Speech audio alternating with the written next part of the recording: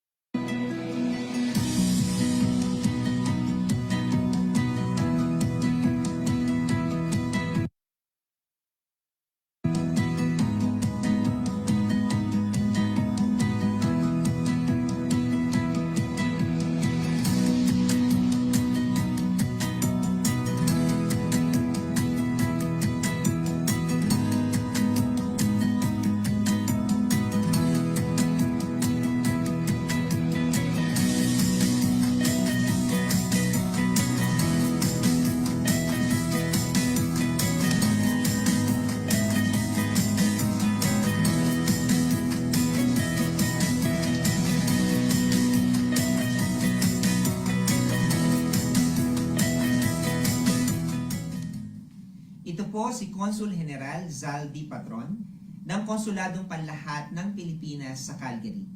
Nais ko pong magpasalamat sa lahat ng ating mga kababayan sa probinsya ng Alberta at Saskatchewan, Canada sa inyong walang sawang pagsuporta sa mga proyekto at programa ng Konsuladong Panlahat.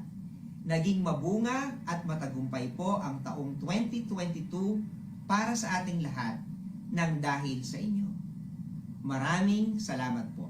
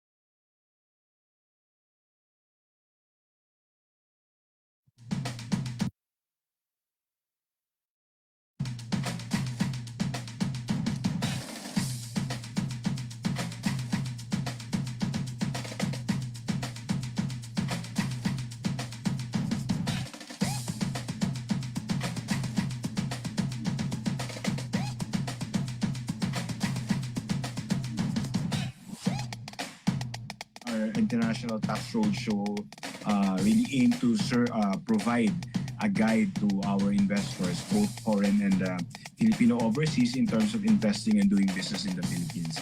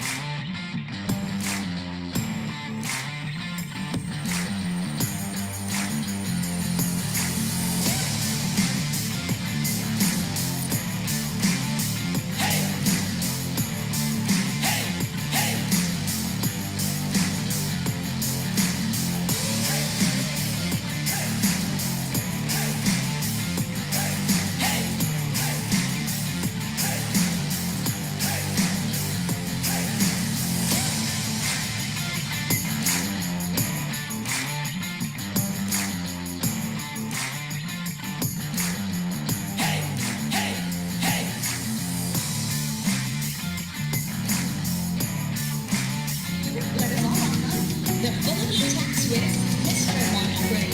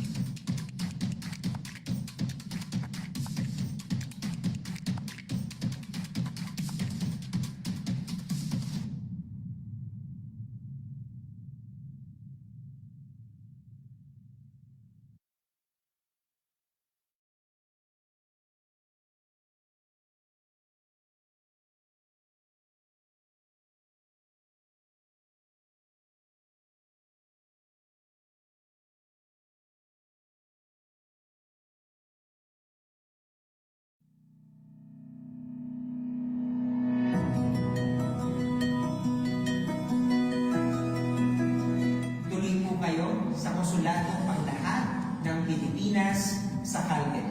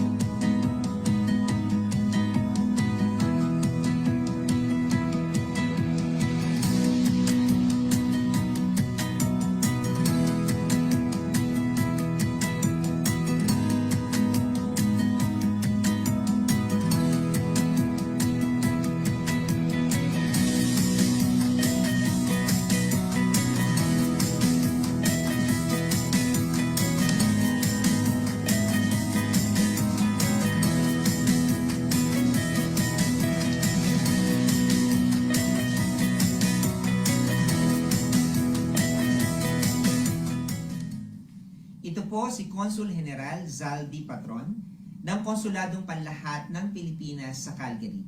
Nais ko po magpasalamat sa lahat ng ating mga kababayan sa probinsya ng Alberta at Saskatchewan, Canada sa inyong walang sawang pagsuporta sa mga proyekto at programa ng Konsuladong Panlahat. Naging mabunga at matagumpay po ang taong 2022 para sa ating lahat ng dahil sa inyo. Maraming salamat po.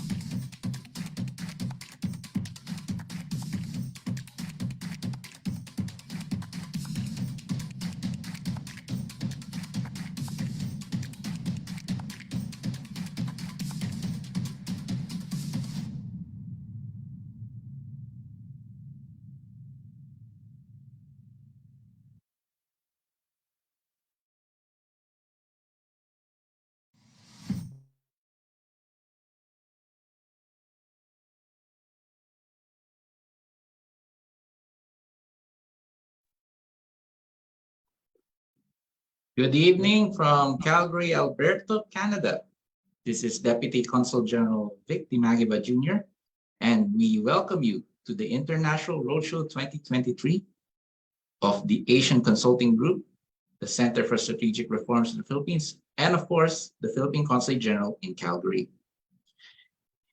I would like to first acknowledge the presence of all our live viewers on the Zoom platform. I see 25 right now, and those who are viewing us on the live stream on the Philippine Consulate General Facebook page, as well as the CSR Philippines Facebook page.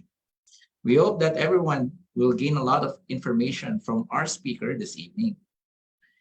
A gentle administrative reminder, following the presentation, if you have questions, please do type them in at the chat box of the Zoom platform or leave your question on the Facebook page live stream. You may also wish to raise your hand if you want to speak, and you will be recognized. Please state your name and please make your questions as brief as possible. To officially welcome us all, may I call on Consul General Zaldi B. Patron to deliver his opening remarks this evening. Consul General Patron, please. Thank you very much, Deputy Consul General Vic Dimagiba. Good evening and good afternoon to all our friends in Canada, and good morning to those in the Philippines. I would like to warmly welcome you all to today's online briefing on the investment and tax regime in the Philippines. Through this session, we hope that we will be able to share important information to the Canadian companies and individual entrepreneurs who may be considering doing business in the Philippines. Among others, we will discuss today the current economic situation in the Philippines, the various modes of investing in the Philippines, and the major laws that have been passed in recent years to make the Philippines more attractive to investors. This online briefing is a joint project of the Philippine Consulate General in Calgary and the Philippine-based Asian Consulting Group Incorporated. Co-sponsoring this event with us are the Philippines Chamber Calgary, United Filipino Entrepreneurs Association, and the Filipino-Canadian Women's Multipurpose Cooperative. We are fortunate because our main resource person today is an accomplished tax advocate and renowned tax expert in the Philippines in the person of Mr. Mon Abrea. He is the co-chair of the Ease of Doing Business Task Force on Paying Taxes in the Philippines. Mr. Abrea a recent graduate of the Master of Public Administration in Harvard University, is a recipient of numerous recognitions and awards from the Philippines and Asia.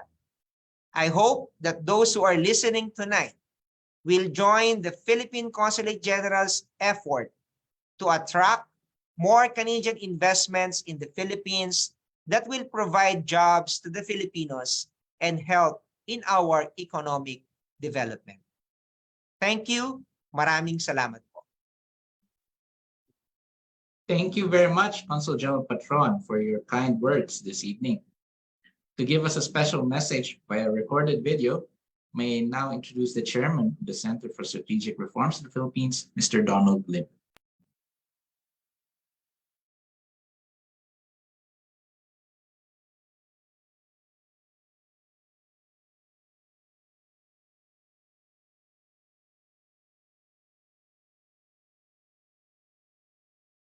Good day, and a warm welcome to all our overseas Filipino workers who have joined us today for this special Zoom event on taxes.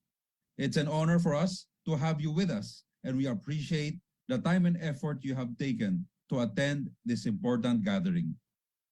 As we all know, our OFWs, all of you, are the backbone of our economy, and you play a crucial role in keeping our country running.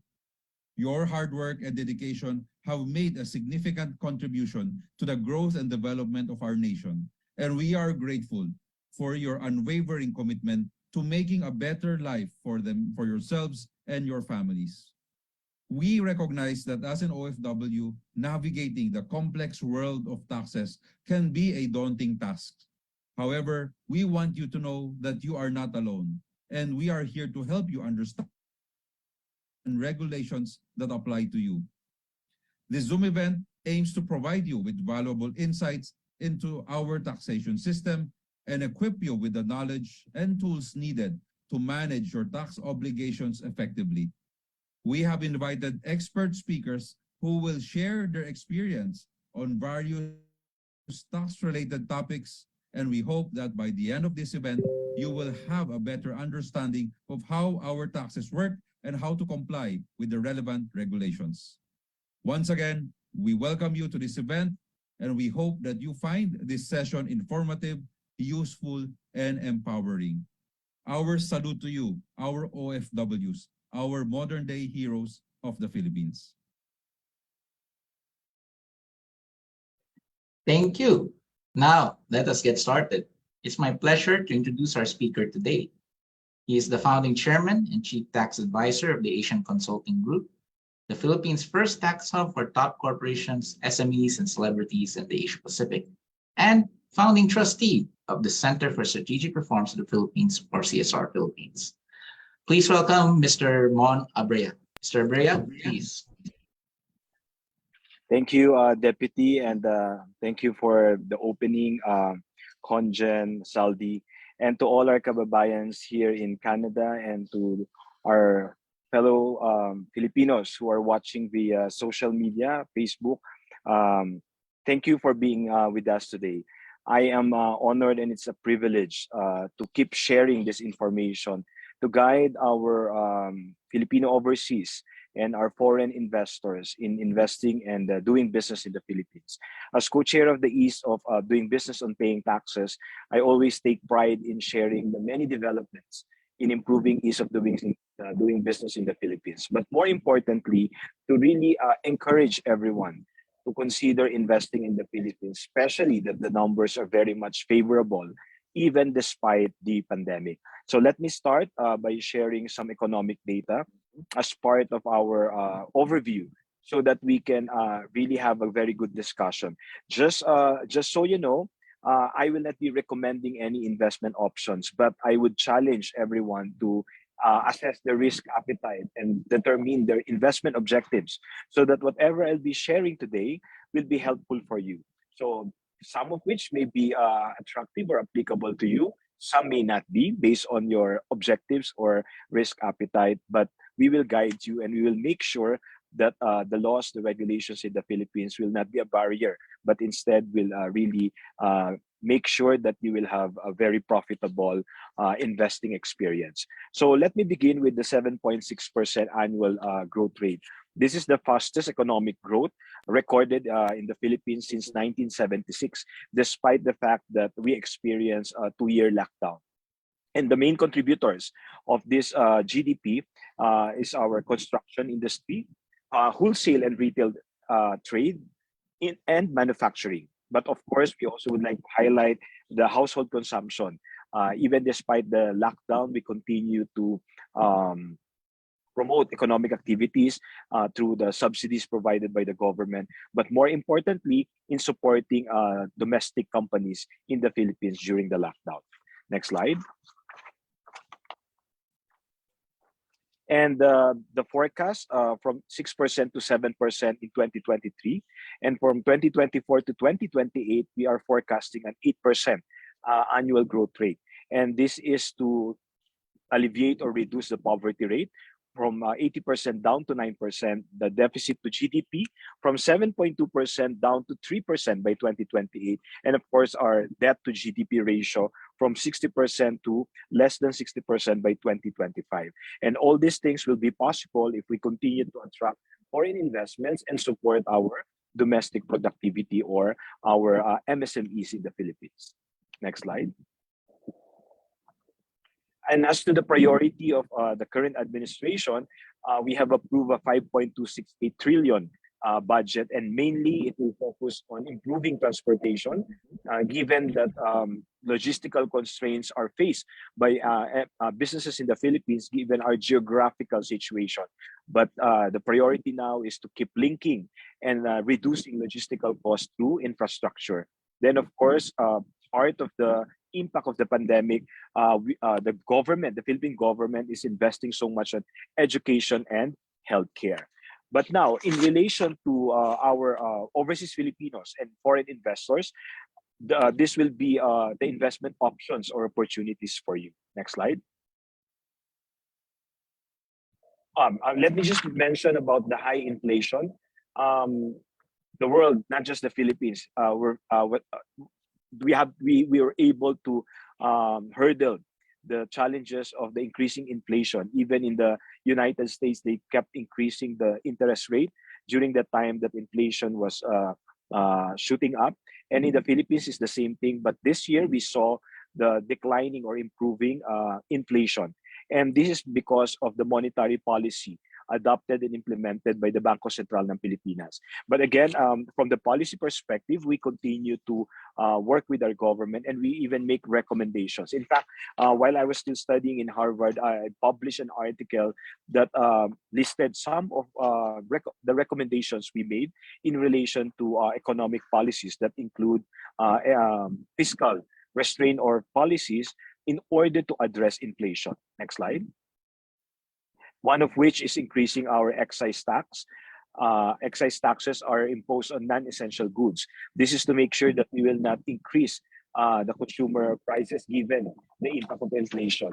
Then we also propose to impose a corporate income tax to non-resident foreign tech giants. I'm referring to Facebook, Amazon, Netflix. It was recorded that during the pandemic, more than $50 million revenue were generated in the Philippines by the tech giants. But there was zero payment on taxes, just because they are not yet registered and they're not able to pay a single income or value-added tax. So our proposal moving forward is to make sure, not just in support of the OECD proposal, but in line with the OECD proposal of making sure we collect, domestic countries will be able to collect taxes from the tech giants, which are mainly based in the United States. And of course, through digitalization, improving tax collections. Later on, as part of the ease of doing business, I'll share some of the updates, which I am very much aware and proud to share with you, considering that we have been working with the Bureau of Internal Revenue, the Bureau of Customs, the Department of Trade and Industry, Securities and Exchange Commission, to make sure that there is a continuous improvement in doing business in the Philippines, especially with the use of technology. Next slide. Now, some of the investment options. Maybe a lot of us are thinking of making an investment, but we have not made any concrete steps. Hopefully, after this webinar, those who have made significant savings will consider these investment options, mainly because it offers tax incentives. Ibig sabihin po, for Filipino overseas who will consider the following investment options, which I will be discussing, you will not be paying taxes in the Philippines. You are exempted by law because you are not in the Philippines, or what we call overseas Filipinos. So let me begin with REIT, or REIT. If you're familiar with investing in real estate, like buying a condominium, apartment, or properties in the Philippines, then you either lease it out or sell it after some time so that you will generate revenue or profit. It requires a huge capitalization. So not all overseas Filipinos are able to take advantage of this investment option because they're constrained with the capital requirements. Let's say, for instance, a condominium. A condominium will require at least a down payment. And even if the down payment will be on an installment mode, it will still be an additional cash requirement from your end. And there will be an escalation rate every year before the turnover. And after the turnover, you have to prepare the property or the condominium so that it can be leased out. And you're not even sure when it will be leased out or if it will be continuously leased out. So it's a bit misleading if we say that investing in condominium will generate a passive income automatically, because it doesn't. You should treat it as a business. Therefore, there's a management, marketing, operating costs, and you need somebody to oversee or manage the property so that you can continue to generate revenue. Hindi pa po natin pinag-uusapan ng collection. So you have to make sure that you get to collect the monthly lease from those who will be occupying the spaces or the apartment. And this is not lucrative or acceptable or appealing to a lot of Filipinos. Now, we have passed a law that will more or less enjoy the similar benefit without the capital requirement. And this is the REIT, or Real Estate Investment Trust. In here, the real estate companies like DMCI, Ayala, and a lot more registered another corporation, and it is categorized as REIT, wherein they sell shares. And they are the REIT corporations are the one who invest on the properties, manage it, and lease it out so that it generates revenue. And those of us who will be investing in REIT, we will be buying shares. And when you buy shares, there's really no minimum. You can buy as low as a few number of shares, or let's say less than 5,000 pesos if you want. And you get a dividends every year. The dividends is tax-free. So yun yung sinasabi ko earlier, that overseas Filipinos will enjoy tax incentives or exemptions in the following investment options that I'll be sharing. And REIT is one. So imagine you enjoy the profit of investing in real estate without the risk or capital requirement of owning or investing in the actual property. But of course, you own the shares, not the actual property, because the corporation where you invest, the REIT company, is the one who will be owning the properties, whether apartment or condominiums. But you get the same benefit through the dividend income, and it is tax-free, at least for the next 6 to 7 years for our overseas Filipinos. Next slide. And this is just one of the shares or stocks that you can invest in. So we also encourage Filipino overseas to invest in our Philippine stock market. And there are a lot of listed corporations, not just in the tech industry, but even in agri, in service, in food industry, that are actually generating a lot of profit. And you can check it with the Philippine Stock Exchange website, or PSE, so that you can look at not just the blue chips, but all other listed companies, and what are the industries that you are interested in. But again, at this point, you have to assess your risk appetite. Are you a short-term investor or a long-term investor? Kasi diba, when you are a short-term investor, the tendency is you check the stock market every now and then. And it might cause some anxiety if the stock market will go down or crash.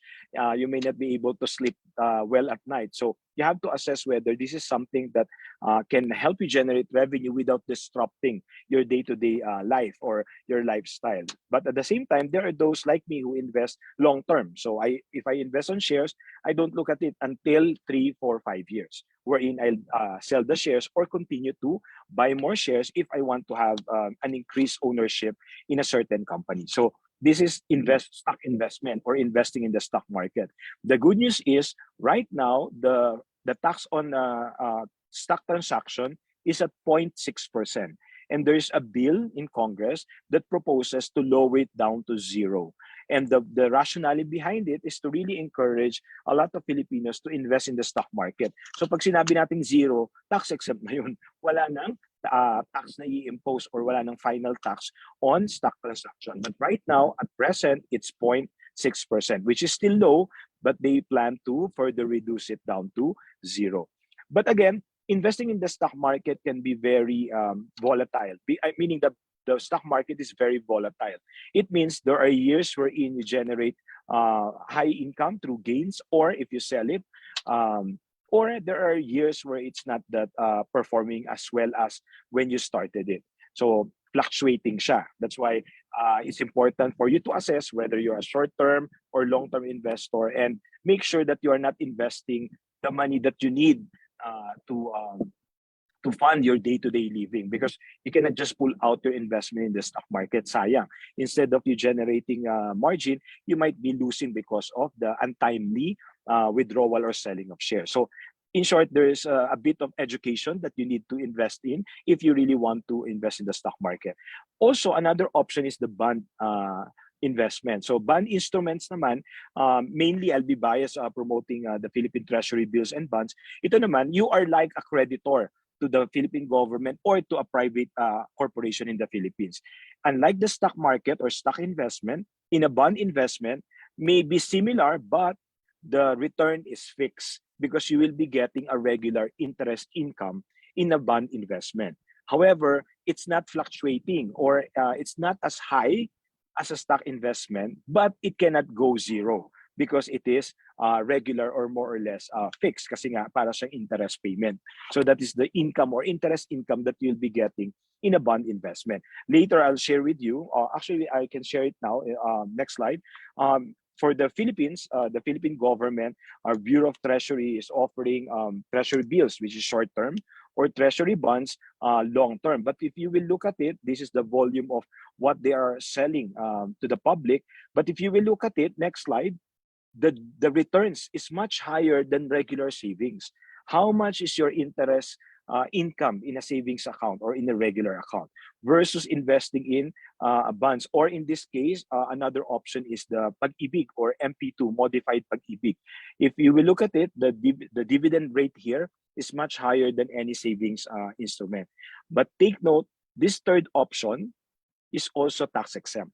So you have a 5-year maturity period, minimum of 500 savings, 500 pesos savings, and you will be able to start your investment in this modified Pag-ibig or MP2. So ano ang meron sa MP2 savings? It's like an investment. It's like a saving, but at the same time, investment on your part. The requirement or the startup amount is very small, 500 pesos only. But look at the returns, it's increasing. So last year, it is at 7.03%. Definitely much higher than a regular savings. Why are we reiterating this? Because a lot of our kababayans or overseas Filipinos may be overwhelmed with a lot of budget or spending or plans in sending money in the Philippines, or you have a bucket list. So sometimes you tend to defer investing. MP2 will not stop you from doing your travel plans, from starting a business if you want, but it can give you a long-term security if you start investing now, because the minimum savings is only 500 pesos, so meaning you can increase it as high as you want and you get the same return every year through dividend payment, and it's tax free. So let me underscore, RET is tax free, diba? The MP2 is tax free, meaning you don't need to pay any taxes. So all the income that you will generate as overseas Filipinos, you enjoy the tax incentive. Next slide. Another tax exempt investment option for you is what we call the personal equity and retirement account. You know, the good thing about the pera is that you can invest a higher amount. So you can consider MP2 as your starting. So if you're still trying to assess whether you can be a good investor or not, start with MP2. But if you think more long-term and you have higher savings or more savings, Pera is a better option or an additional investment option for you. Why? Because you can invest as high as 400,000 pesos. If we convert it into Canadian, magkano ba yung mga 10,000 ba yan? Mga $10,000 ba yan? So, Canadian dollars. So, if you invest 400,000 pesos, you can open up to 5 accounts. So, kung talagang mas marami tayong savings, we can create up to 5 Pera accounts. And we continue to enjoy the tax exception. But take note, the feature of this is sort of a retirement, meaning that can really secure your future. Most of us, we are preoccupied with our current or day-to-day spending, di ba? That's why investing is not so much in the culture of Filipinos. But given these tax incentives, I guess it's an additional reason for us to consider it, and maybe as a starting point so that we can invest. Again, these are just few of the investment options, and you are not actually constrained because it requires a very minimum amount to start your investing journey. Next slide. But there are some wherein you want to do business or partner with your foreign friends here in Canada or anywhere in the world.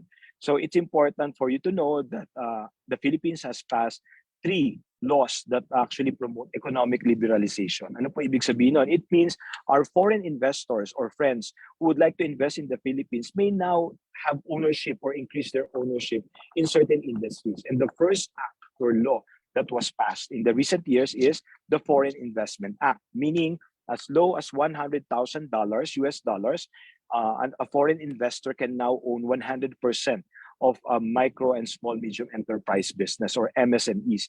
That is a 50% reduction from the original $200,000 requirement. So ngayon, $100,000 foreign investor can already start MSME business, and this is provided the investments are those involved in the advanced technology certified by DOST, endorsed as startups or startup enablers by the lead host agencies pursuant to Innovative Startup Act, and majority of their direct employees should be Filipinos. So these are the minimum requirements for a foreign investor to own 100% of an MSME. Next slide. Then for our foreign investors, there is we also legislated Public Service Act, and this law allows foreign investors to have 100% ownership in the following public services: telecommunications, railways, expressways, airports, and shipping industries. Also, 40% of foreign equity participation in electricity distribution and transmission, petroleum and petroleum products, water pipeline distribution, seaports, and other public utility and public utility vehicles. So there are more options for our foreign investors to invest in without going through the creation of different corporations, so that they will not violate the percentage of ownership, because the economic liberalization is allowing now ownership by foreign investors in certain industries. And the last one, that's the part of the economic liberalization. Now, for the ease of doing business in the Philippines, here are some of the good news.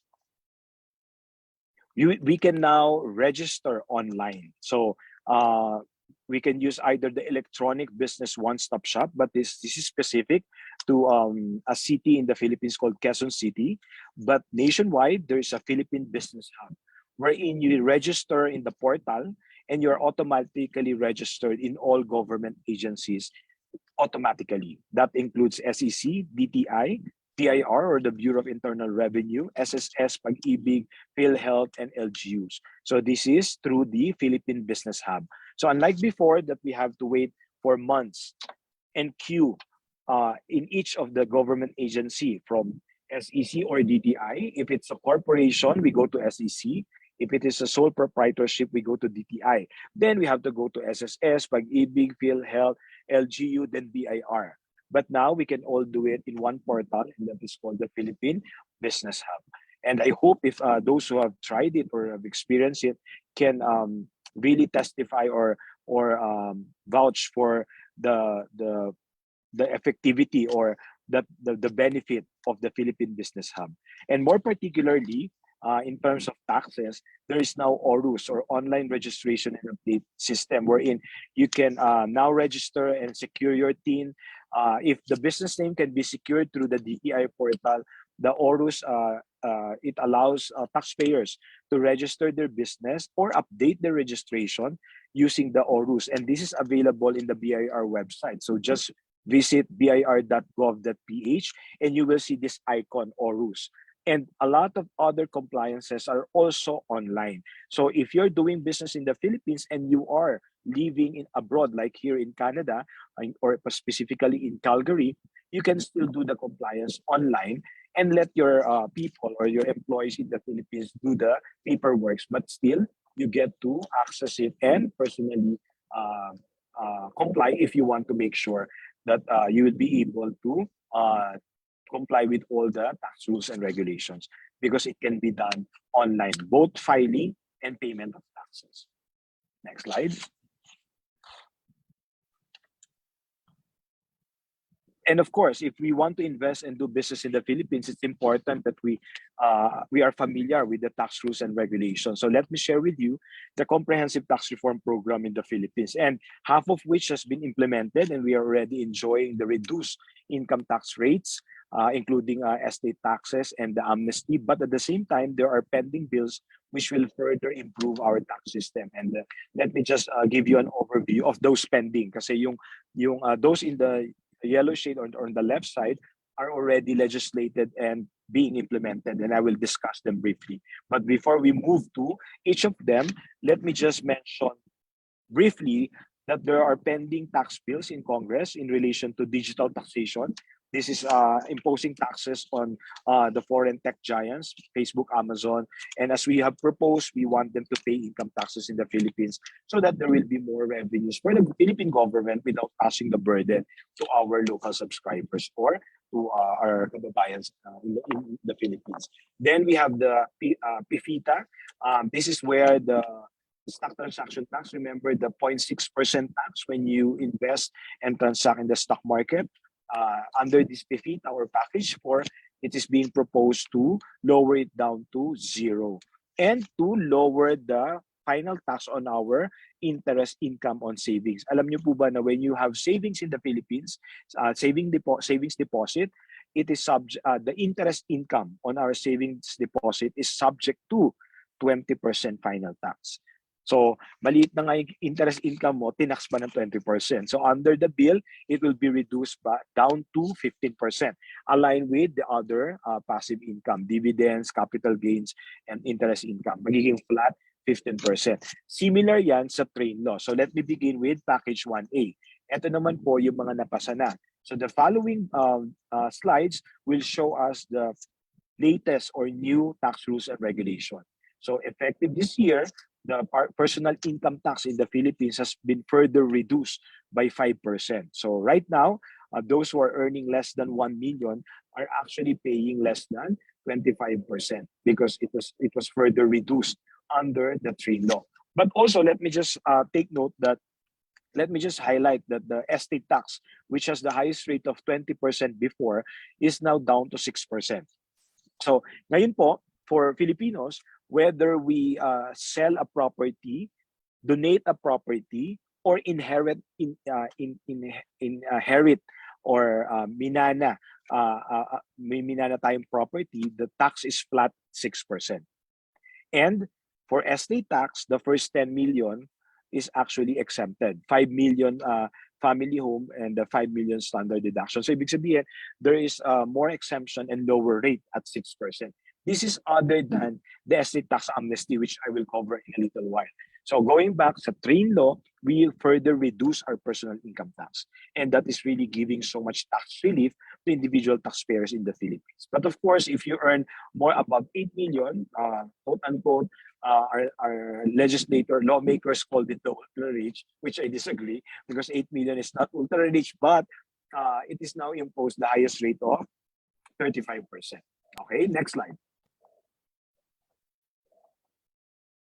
Next slide. Ayan, naghang na yung ating slides.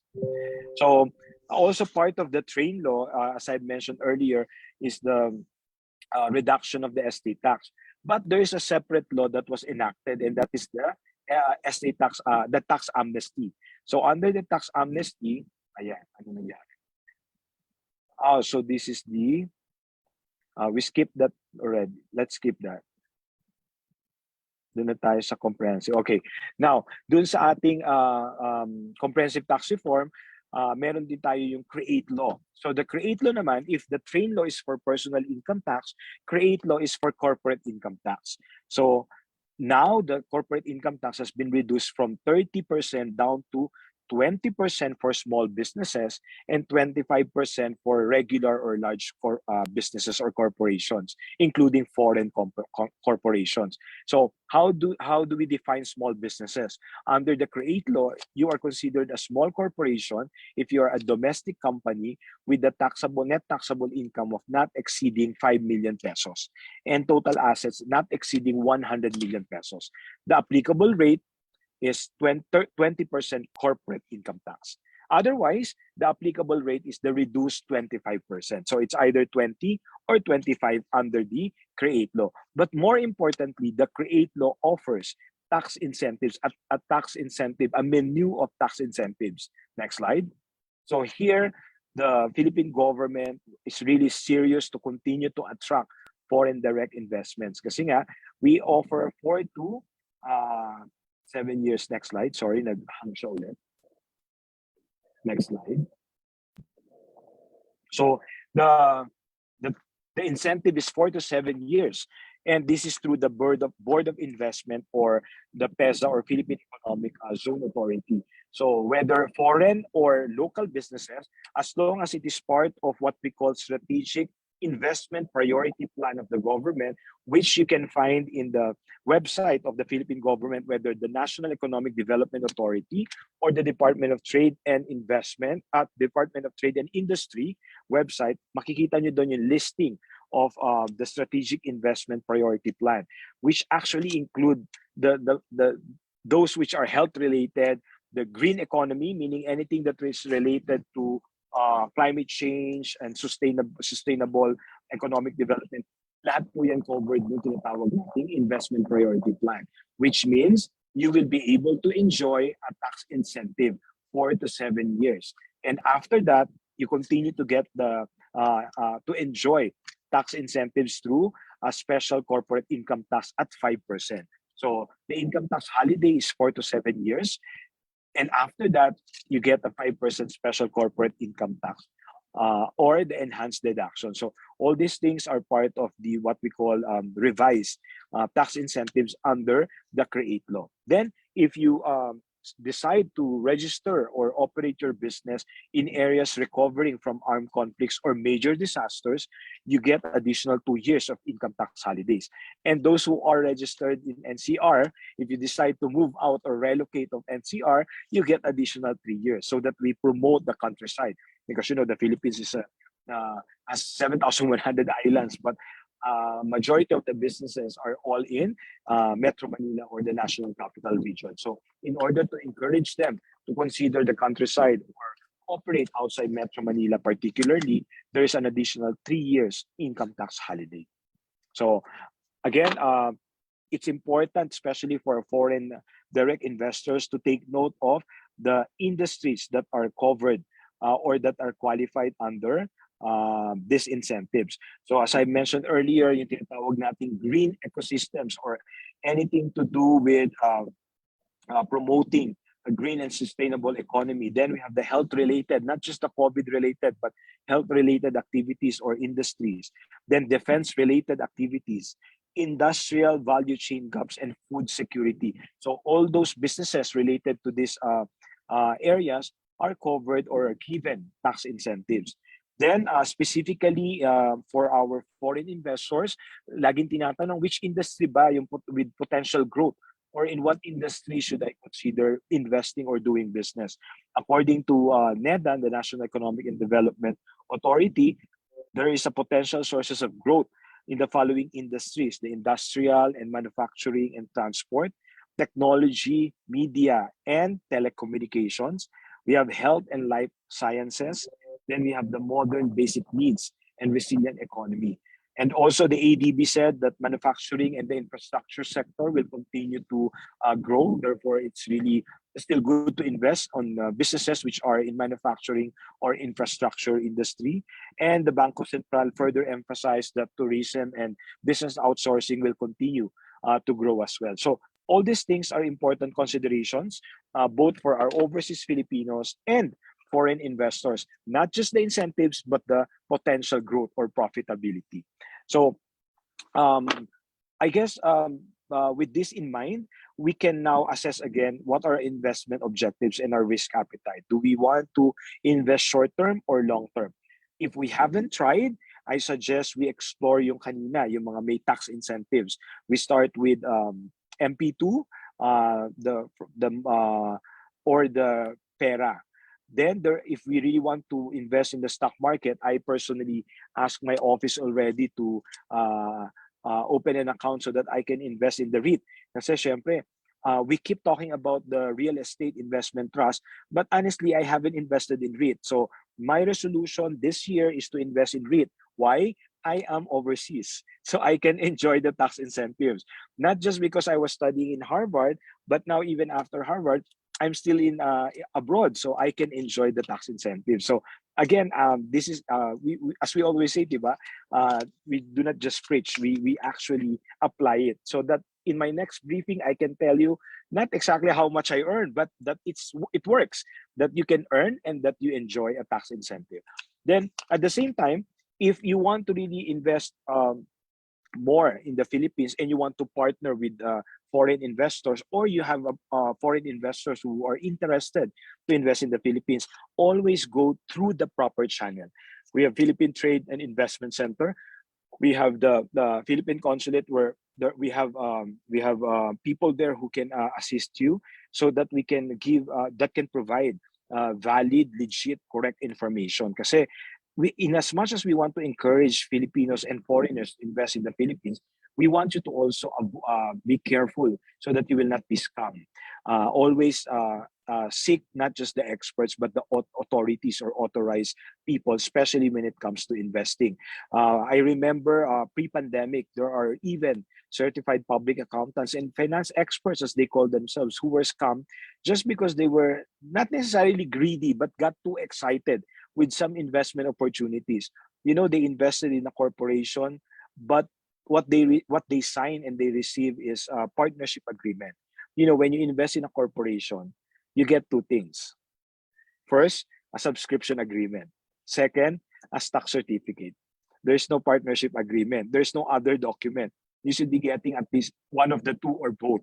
Diba? So if you start investing, you give an initial investment, you should be getting a subscription agreement, so you know how much and what are the terms included in that investment. Then once you have fully paid your investment with the X number of shares in a particular company, then you should be getting stock certificate. This is if you directly invest in a closed corporation, but you or in a family corporation. But if you invest in the stock market, it's much easier. Kasi you can just go through the PSE or the Philippine Stock Exchange, like the REIT corporation. So if you are a bit skeptic because you don't have much free cash right now, but you want to start already investing in the real estate industry, condo, apartment, leasing out, without the stress and headache, I suggest, and I am already already decided to invest as well in the REIT, Real Estate Investment Trust. May tax incentive na, wala pang stress ng pagmamanage ng sarili nating properties. But again, I would like to underscore the importance of the ease of doing business. These are the major developments that our government, in collaboration with the private sector, continue to do.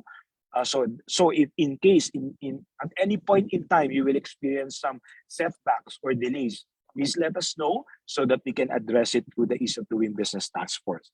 Because the Philippine government is serious in making sure that we do not just attract foreign investors, but even our kababayans here in Manila, in the Philippines or abroad, will continue to be assisted if they invest and do business in the Philippines. And that is not a promise, that is a law.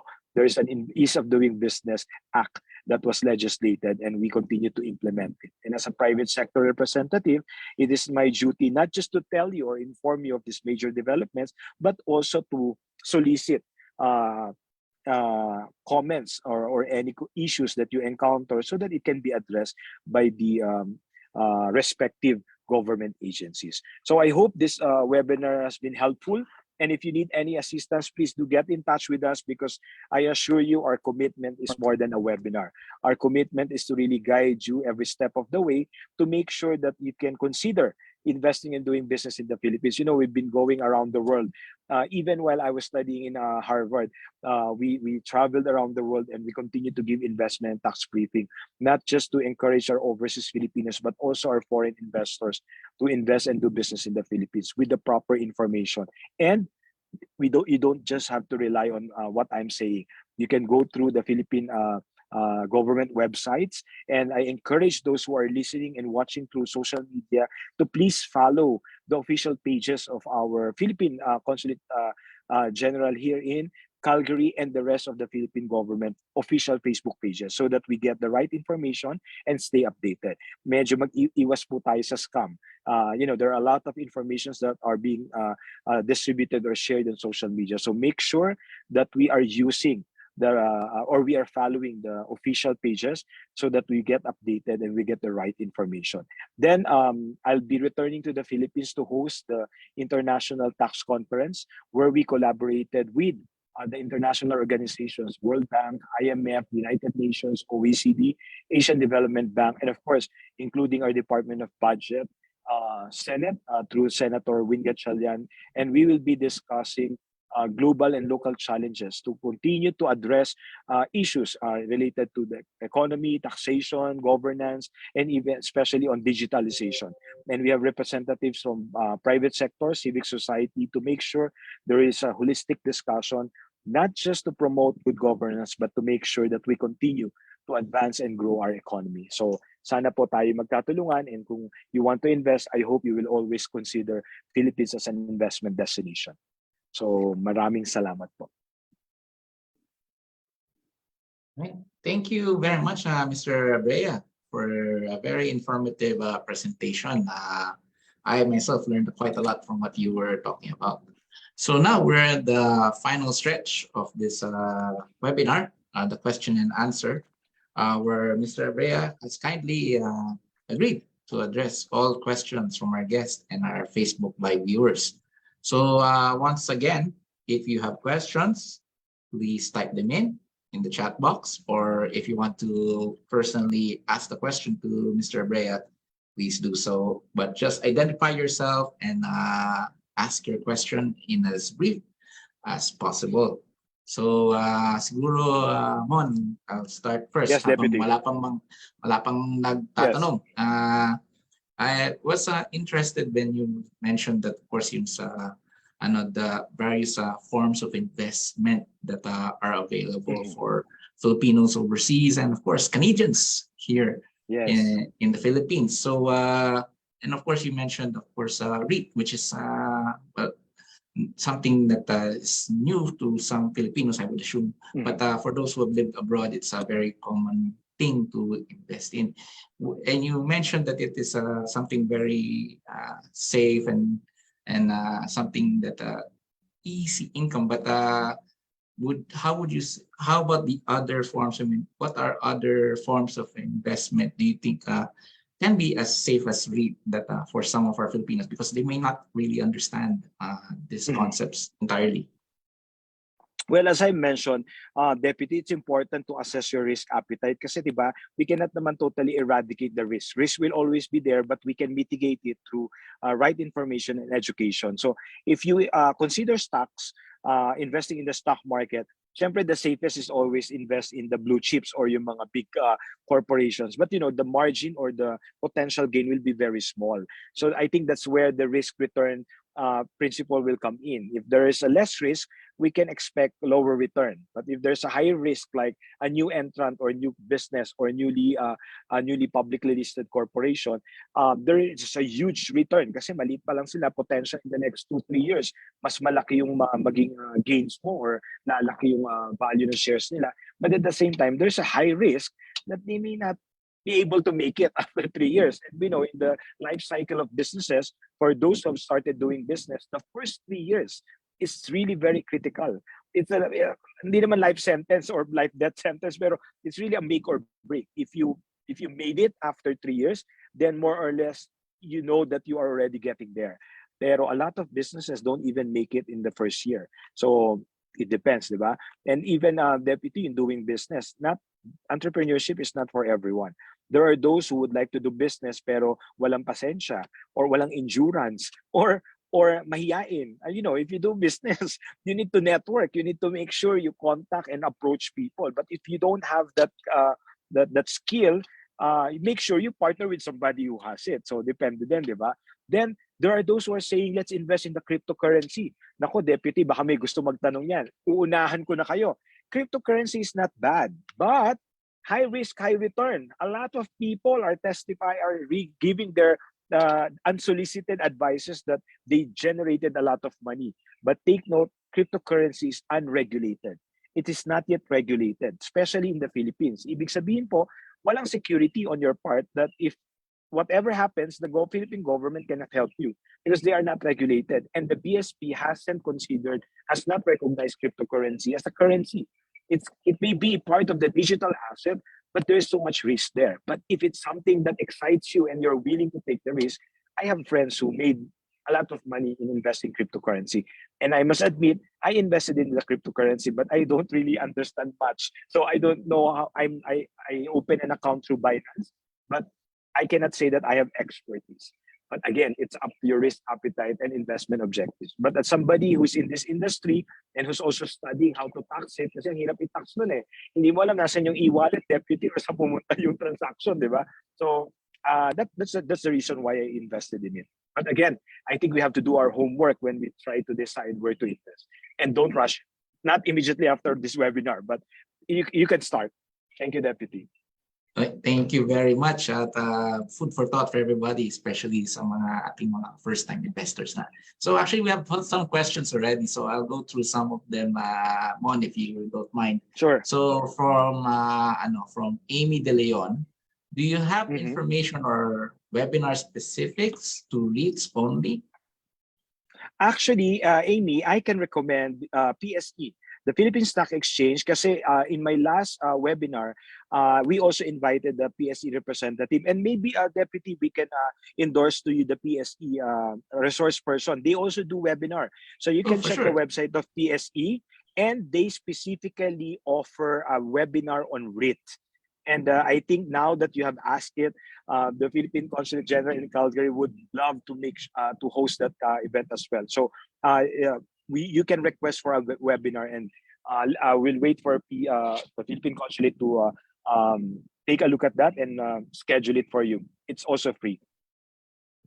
A next question from Mr. Vincent Puig. Is buying and flipping condos through pre-selling in the Philippines, is it considered a REIT or still subject to capital gain tax? It's capital gains tax kasi you're acquiring the property. So capital gain siya.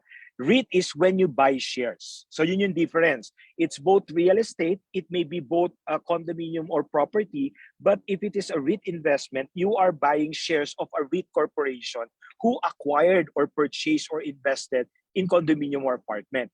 While if you acquire yourself under Mona Brea, I acquired a condominium or apartment, if I sell it, that's subject to capital gains tax. But if you acquire and sell shares of a REIT, it's at 0.6%. Right now, at least, in a stock transaction, tax 0.6%. But later on, it can be 0% as well. Okay. Ayun. So may isa pa siyang tanong, may follow-up pa si Mr. Puig. As Canadian citizens or foreigners, I'm not sure how you may be able to answer this, but it's a very hot topic. Are Canadian citizens or foreigners allowed to invest in the Maharlika Fund? I know it's a very hot topic. Siguro, Deputy, we have to wait for the IRR of the Maharlika Fund because it will still go through the BICAM. Right now, as we speak, it just passed the Senate. So final reading na sila, na approved na ng Senate. Therefore, the last stage before the president signs the law into law is the bicameral. So we have to wait for the IRR to make sure tama yung ating magiging desisyon kung tayo ay allowed or not. But the last time it was discussed, foreigners are allowed to invest sa Maharlika Fund. That's a topic for another webinar altogether, actually, Yes. on Maharlika Fund. Saka pagpasado na, Deputy. Pag talaga napirmahan siya. Ayun, so yun. So a question from Ms. Vina Mariano. How can we start investing in REITs? Daming tanong sa REITs. Oo, alam mo talaga mag-webinar na ang Philippine Consulate sa REIT. You know, investing in REIT is like investing in the stock market. You just open an account and buy shares of REITs. Again, if you're not familiar, I'm pretty sure, because it was discussed during our last webinar in Singapore, I'm pretty sure the Philippine Stock Exchange has the FAQ, or frequently asked questions, step by step, on how you can open and invest in REIT, because that is one of their priorities, na talagang i-promote yung REIT. But I think the Philippine Consulate would also love to organize or host a webinar, and we can share the contact person in the Philippine Stock Exchange. Right. Okay.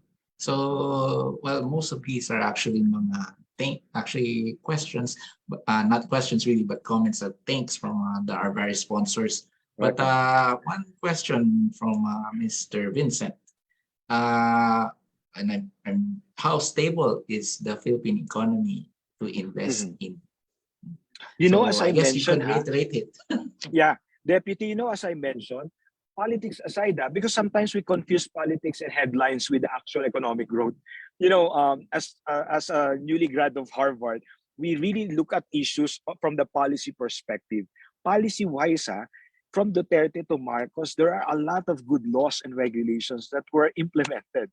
And as a tax advocate, the comprehensive tax reform did not even pass, or was not even started during the previous administration. It was started by the Duterte administration, and it's now being continued by the Marcos administration. So from the policy perspective, I can tell you that the economy, that the direction is good. And from the economic performance or forecast, World Bank, IMF, ADB, all the forecasts are good. It's all growing. So I think it's more, if you are in doubt, refer to the World Bank, ADB, IMF, because they are international organizations. They cannot distribute fake news or fake information. So I can tell you 7.7 or the 7.6 annual growth last year is the fastest since 1976. You can Google it. It will, it's verified. So it means post-pandemic, we continue to grow. While before pre-pandemic, we're the fastest na talaga in, at least in Asia, diba? In the ASEAN region. Pero post-pandemic, that is our highest growth, fastest since 1976. So ibig sabihin, while there are issues in agriculture or issues in some domestic productivity, we continue to enjoy the good investment and the credit ratings.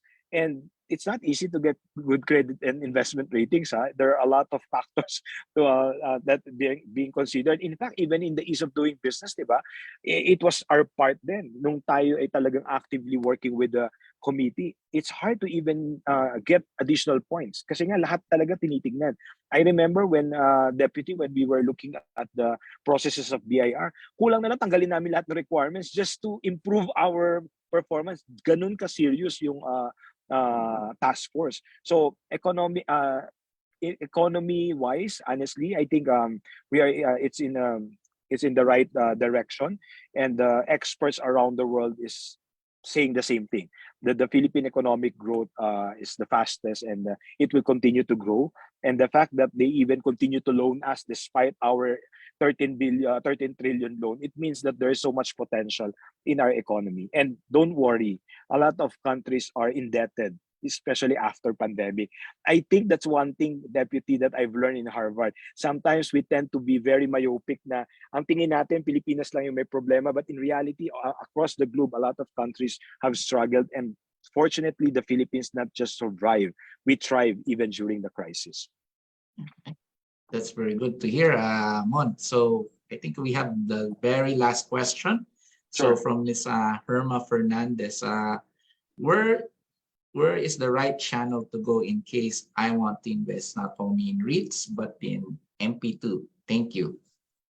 Yeah, MP2 is the Pag-ibig. So you can visit the website of Pag-ibig, and there is an icon or a button there where you can start to open your account and invest in MP2. Same with Pera, and I think the Department of Finance, Bureau of Treasury, they're all promoting it as well. So again, please start by following the official Facebook page of the Philippine Consulate General in Calgary. Then follow the Bureau of Internal Revenue, Department of Trade and Industry.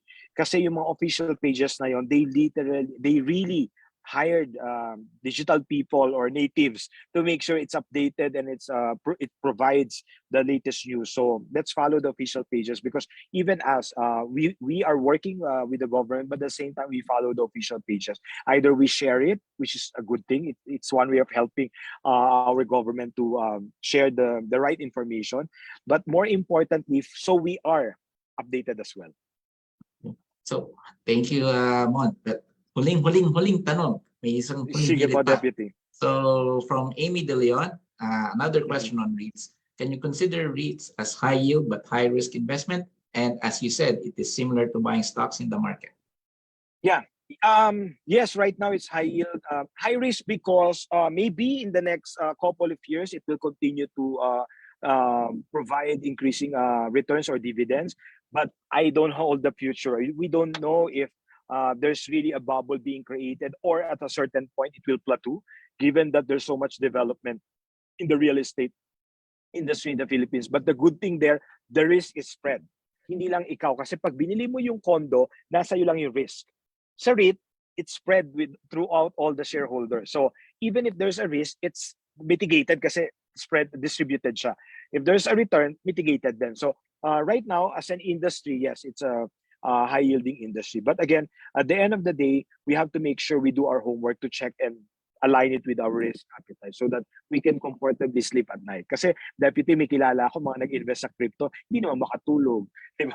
So, make sure na you don't disrupt your day-to-day living just because of the investment. So, sisihin nyo pa ako. I heard from Mr. Mon kasi we have to invest in here. Pero after that, nagka-anxiety ako. No? You have to assess kasi it's not, health is wealth. We have to make sure that it doesn't cost us our health. All right, that is very true, Mr. Mon, and you have to be the person at the very last part to make that decision for whether to make an investment in a particular, whether it's a REIT or whatever other investment platform that you want to do. Yeah. So, yun. So I think it's 7:10 already. So nakaisang oras na po tayo dito sa ating webinar. Salamat, Deputy. So bago tayo magtapos. At buti na lang, Deputy, maganda ang weather.